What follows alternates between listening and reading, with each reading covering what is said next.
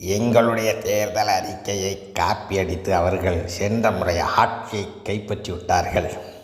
விலையில்லா கிரைண்டர், விலையில்லா மிக்சி தருகிறேன் என்று சொல்லி அவர்கள் அறிக்கையில் வெளியிட்டிருக்கின்றார்கள். இப்போது நான் சொல்கிறேன், நாங்கள் ஆட்சிக்கு வந்தால் நேரடியாக வீட்டிற்கு காலையிலேயே இட்லி பார்சல், சட்னி, சாம்பாரோடு தினசரி டோர் டெலிவரி செய்யப்படும் என்று உறுதி அளிக்கிறேன். தலைவரை, என்ன இப்படி ஒரு அறிக்கை வெளியிட்டுட்டீங்க? ஒருவேளை ஆட்சிக்கு வந்தால் பட்ஜெட் தாங்கம்மா? நம்ம கட்சி இருக்கிற லட்சணத்துக்கு ஆட்சியை பிடிக்க முடியும்? இருக்கிற 5.5% ஓட்டை மெயின்டைன் பண்ண வேண்டாமா? அப்போ தான் நாளைக்கு போராட்டம் எதுவும் வச்சு தகராறு பண்ணுனா பெரிய தொழிலதிபர்கள் நமக்கு சைடில் அமௌண்ட்டு தருவான். புரிஞ்சுதா?